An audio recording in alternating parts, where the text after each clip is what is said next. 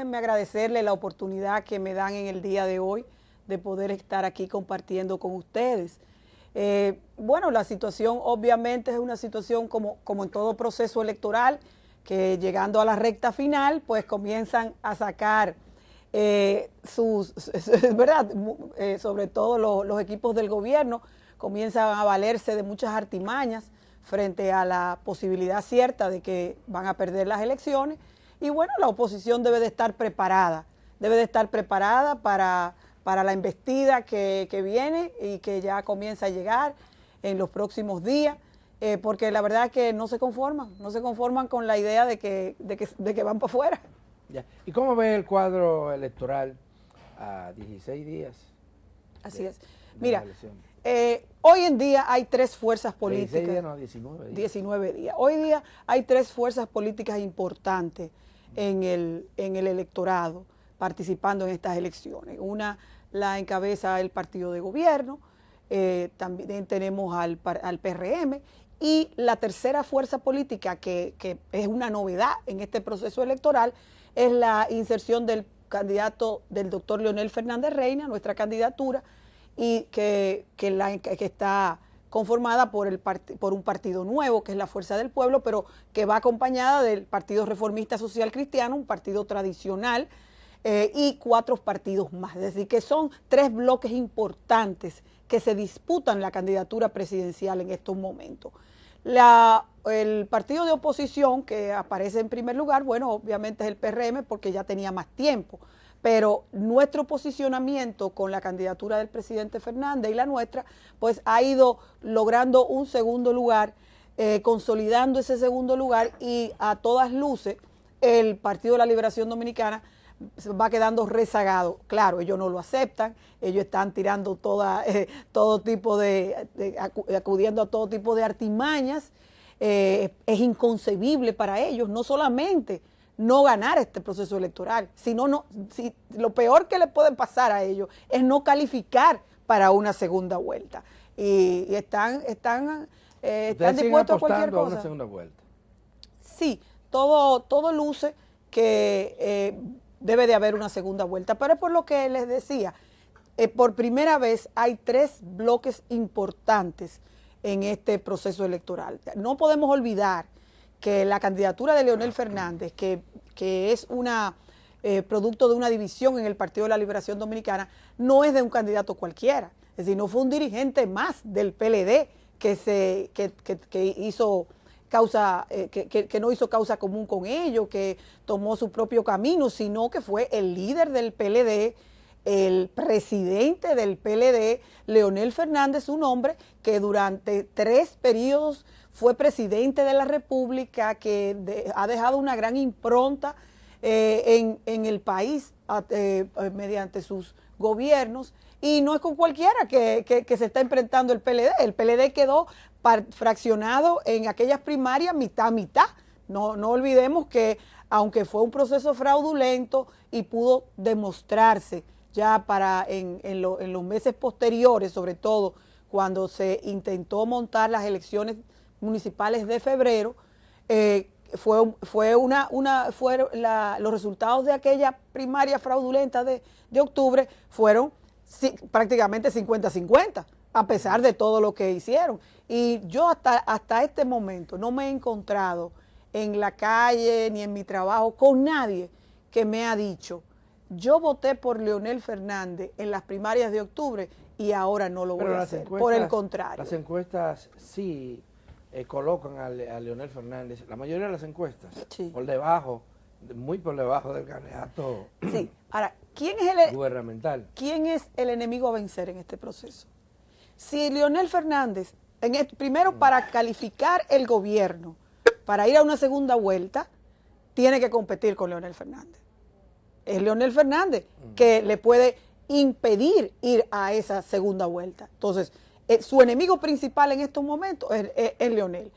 Y si fuéramos a una segunda vuelta, ¿quién es el enemigo más poderoso que enfrentaría el candidato de la oposición? Pues Leonel Fernández, porque es el que está en capacidad de poder reunificar esas bases esas bases, esa militancia del PLD. Por lo tanto, a ninguno de ellos les conviene que en las encuestas que están publicando, pues aparezca nuestra candidatura posicionada en una posición para ganar. Ahora, yo lo que quiero preguntarle a la ciudadanía, que alguien me diga, ¿sabe el país, sabe el pueblo cómo se realiza una encuesta?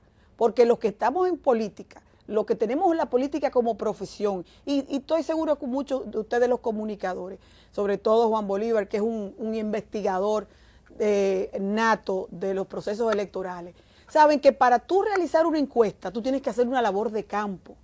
Y para tú llevar a cabo esa labor de campo, que es tomando una muestra de diferentes regiones del país, tú tienes que ir a una casa con un entrevistador y que esa persona te permita entrar a su casa y contestarte las preguntas. No han podido publicar una sola encuesta de esas firmas prestigiosas que tradicionalmente son las que el país escucha, ¿verdad? Asume para orientarse de cómo va el proceso. Una sola de esas encuestadoras no ha podido presentar una encuesta en la que pueda decir que ese trabajo de campo fue presencial. ¿Por qué? Porque la gente no le abre la puerta, la gente no lo recibe. Entonces, es verdad que en estos momentos no hay un parámetro científico para poder tener una valoración real de hacia dónde va la cosa, porque no hay cómo levantar una muestra. Entonces, por eso muchas encuestadoras que ya a esta altura hubiesen hecho 2 o 3 publicaciones, pues no la han podido presentar. Sí, pensaba que... Sergio Elena, sí, ¿cuáles son tus propuestas? ¿Por qué estás metida tú a una candidatura en un momento tan difícil? ¿Qué es lo que tú persigues en la vida pública, en la política? Si fueras vicepresidenta, ¿para qué? Sí, mira, Juan Bolívar, te agradezco esa pregunta, porque es una... Yo no aparecí en la política hoy como candidata a la vicepresidencia. Yo tengo casi 40 años en la vida política. Desde que tenía 18 años me integré a la vida política en el Partido Reformista Social Cristiano en el año 1984, 85, cuando hay esa ola de jóvenes que se sumaron al Partido Reformista Social Cristiano. Yo soy de esa generación.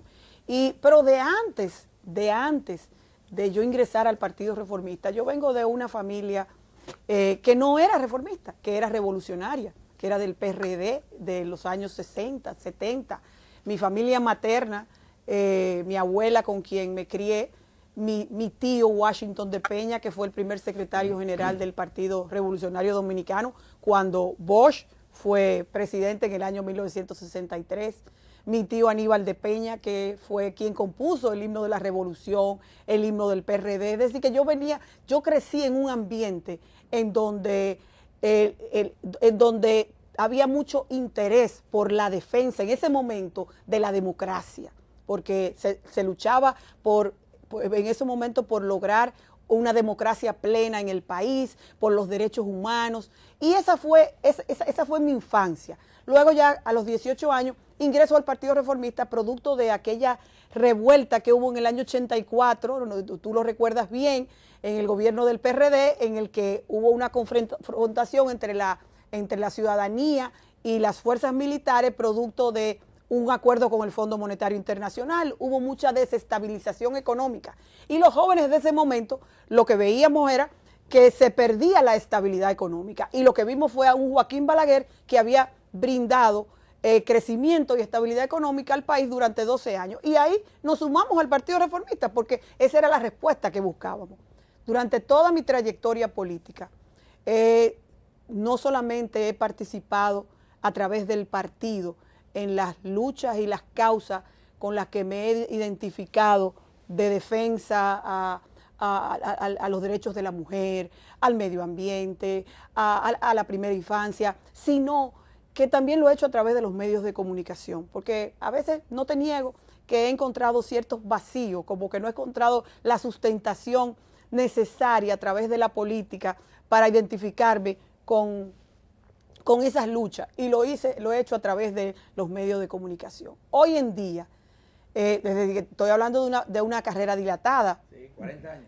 Casi 40 años, hoy en día se me presentó la oportunidad de ser la candidata a la vicepresidencia junto al doctor Leonel Fernández Reina. Para mí fue un gran honor, un gran privilegio que el presidente Leonel Fernández se fijara en mí para acompañarlo en este momento de la historia. ¿Por qué te digo en este momento de la historia?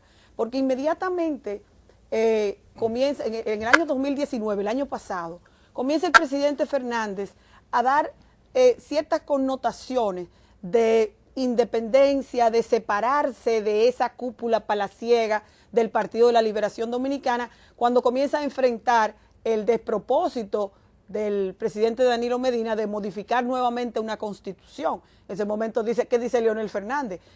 Bueno, yo tengo que defender esa constitución del año 2010 en la que yo fui el propulsor y se lograron grandes reformas. No puede ser que nuevamente, por el capricho de que el presidente Danilo Medina se quiera reelegir, pues la vamos a modificar de nuevo. Y llevó una lucha intensa y tuvo el apoyo de gran parte de la población. Pero aún cuando llega el mes de octubre, que él pierde las elecciones en las primarias y se puede demostrar que fue a través de todos estos mecanismos fraudulentos, de la utilización de ese voto automatizado, del cual muchos de nosotros, ustedes mismos, Juan Bolívar, los medios de comunicación, los partidos de oposición, habíamos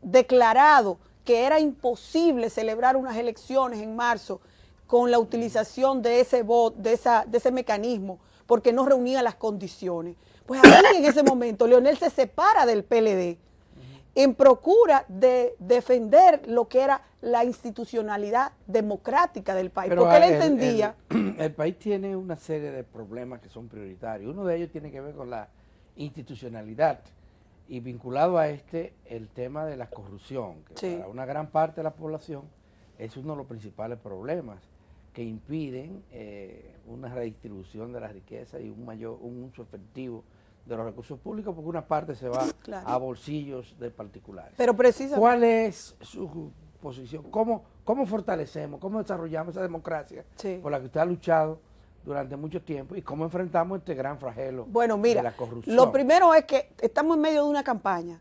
Para mí ha resultado de una gran sorpresa el que el Partido de la Liberación Dominicana lleva como candidato a un hombre que fue ministro de Obras Públicas durante 8 años. 8 años ministro de Obras Públicas, 7 años y medio, ¿verdad? Y cuando ingresa como secretario, como ministro de Obras Públicas, presenta una declaración jurada de 148 millones de pesos. Y cuando sale, la presenta de 700 millones de pesos. Y resulta que en estos momentos, la única que está hablando de eso soy yo. La única que habla de eso soy yo. Entonces yo digo, ¿cómo que vamos a enfrentar esta corrupción? Nosotros hicimos una rueda de prensa la semana pasada en el local de la Fuerza del Pueblo, junto a dirigentes de la Fuerza del Pueblo, presentando las pruebas, las evidencias de las 2 declaraciones juradas, presentando cómo la empresa del señor Gonzalo Castillo ha tenido un crecimiento de, en el año 2012, tener 300 millones de dólares en activos, en aeronaves, y hoy tiene 300 millones de pesos en activos en aeronaves, y hoy tiene 5,000 millones de pesos. 5,000 millones de pesos en aeronaves y nadie dice nada. Pero la misma oposición está callada. Entonces yo digo, ¿y cómo que vamos a enfrentar esta situación si el mismo candidato presidencial del PLD no puede explicar de dónde ha sacado esa fortuna? Trabajando en el Ministerio de Obras Públicas, porque no era en el IDOSA que él estaba trabajando durante estos 8 años. Si él hubiese estado trabajando en sus empresas y hubiese crecido su empresa, no a 5,000 millones de pesos en aeronaves, no, a 50,000, pero aleluya. Pero resulta que él era ministro de Obras Públicas. Entonces, lo menos que él debe de hacer es explicarlo. Lo menos que debe de hacer, cómo crece tu patrimonio de 148 millones de pesos a 700. Aquí nadie dice nada. Guido Gómez Mazara fue a la Procuraduría General de la República y presentó una querella formal. y un reclamo exigiendo que se investigue el origen de la fortuna. ¿Y se ha investigado? Exacto. Entonces, aquí ¿Y se ha investigado? Eso, que la es que, no. mire, lo que nosotros declaramos la semana pasada en esa rueda de prensa fue lo siguiente. Los primeros que debieron alarmarse y hacer un llamado a ese candidato cuando él presenta estas dos declaraciones juradas con este crecimiento de su patrimonio de 618 millones de pesos en 8 años, pero fueron los organismos del Estado que persiguen la corrupción, los de ética, todos los organismos que hay. Mire, si usted lo llamó, lo llamé yo. Entonces, pero también, ¿dónde están los medios de comunicación que en estos momentos ese no es el tema? No lo han cuestionado. No, el tema es un director de La Laguna que quedó involucrado en temas de narcotráfico. ¿Y el candidato presidencial? ¿Y la fortuna del candidato presidencial? ¿Dónde está? No, que si sabe hablar o no sabe hablar. No es eso, no es que si sabe hablar o no sabe hablar. No es que si sabe de historia, que si sabe que 500 años de fundada la República. No, perdón, 200, 176. No, ese no es el tema. El tema es, señor, ¿de dónde que usted sacó todo ese dinero? Porque usted está aspirando a manejar el dinero de todos los dominicanos. Entonces, explíquenos. O es que usted es un mago y lo queremos, bueno, perfecto, usted es un mago, que todo lo o el rey Mida, que todo lo que toca lo convierte en oro. O usted tiene que explicar cómo fue eso. Pero ese no es el tema aquí. Esa rueda de prensa que hizo el comité político ayer para hablar del director de La Laguna, debió de hacerlo la oposición en pleno hace mucho tiempo, cuestionando el patrimonio del candidato presidencial del PLD. Entonces, eso es lo que nosotros tenemos que enfrentar, desde la oposición, desde el gobierno, de donde quiera que estemos, pero que se sumen los diferentes sectores de la vida nacional, que se sumen. No solamente un partido político, no solamente un candidato, no es nada más desde aquí, desde la Fuerza del Pueblo, que debemos de estar llevando este mensaje, o desde el Partido Reformista y sus aliados. Esto es algo que debe ser una causa de todos, porque es que estamos frente... La oposición se ha pronunciado. Bueno, el caso que le señalé de Guido Gómez. Sí, pero Guido Gómez, óigame, Guido Gómez está igual que yo. Guido Gómez está igual que yo. Fíjense como por un caso del director de La Laguna, al comité político completo hizo una rueda de prensa en el día de ayer. ¿Y qué es más grave? ¿Qué es más grave? Sergio Elena. Perdón, sí, dime, Juan Bolívar. Sergio Elena, la campaña electoral termina el 2 de julio y el estado de excepción y el estado de emergencia está prolongado hasta el 1 de julio. Es decir, no va a haber posibilidad de manifestaciones ni de reuniones. Ayer detenían personas porque se juntaban 5 o 6 en una plaza. Han perseguido candidatos. El domingo o el sábado militarizaron en el Parque del Este porque el candidato a la senaduría de un partido de oposición iba para allá. Hay una situación de virtual amarre, yo digo que le metieron en un corral a los partidos de oposición. ¿Ustedes se van a mantener en ese corral hasta que termine? Bueno, yo no estoy en el corral, yo estoy en la calle con mi mascarilla puesta para protegerme y proteger a los demás. Yo estoy en la calle con el distanciamiento que me permite esta actividad. Y si a eso se llama desobediencia civil, pues yo estoy en desobediencia civil. Y cuando termino y a la hora que termino es que voy a llegar a mi casa. Y a partir de ahora lo voy a continuar haciendo y no voy a parar mi programa de actividades. ¿Perdón? Te escucho, Juan Bolívar. No pueden organizar ni una caravana de vehículos porque va a contaminar las ciudades de una caravana de vehículos. Ha habido una campaña democrática donde los partidos no puedan organizar ni siquiera una caravana de vehículos.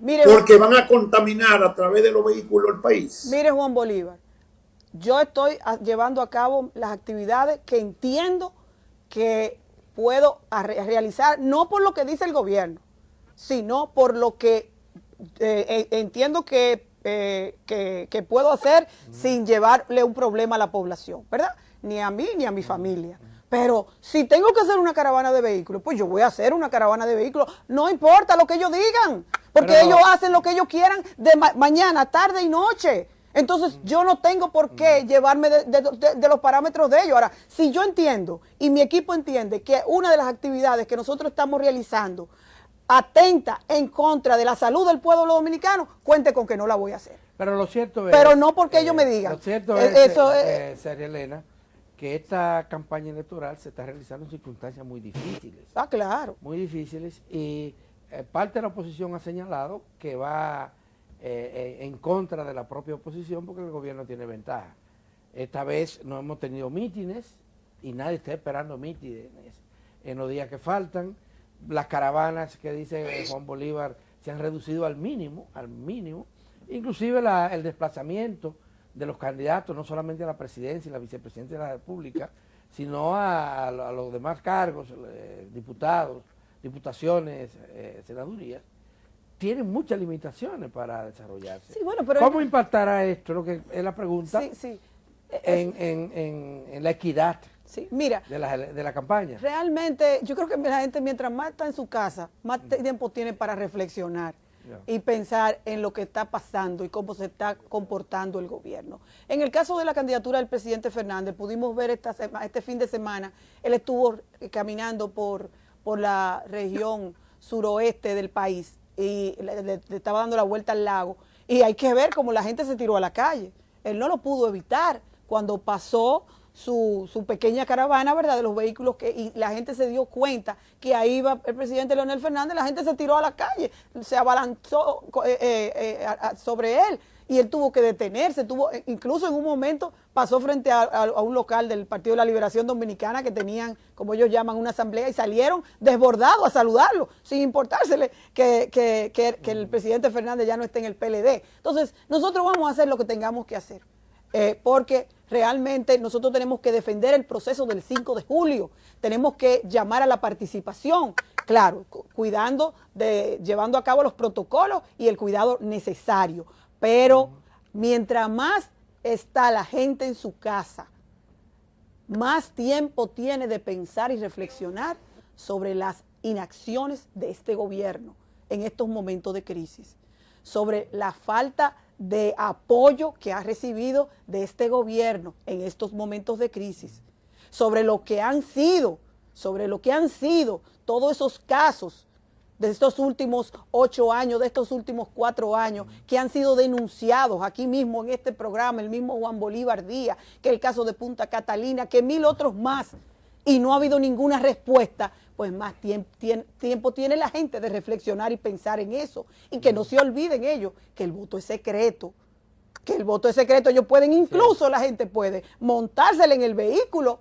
que le proporciona el mismo PLD e ir a votarle en contra, porque ya ha pasado. En el año 1978 no se nos puede olvidar aquel corito que decía: le cogimos la fundita y no somos reformistas. Hicieron perder al propio Joaquín Balaguer. Bueno, vamos a ver qué va a pasar. Muchísimas gracias, Sara Elena Mejía de Celiman, por haber participado con nosotros en esta entrevista.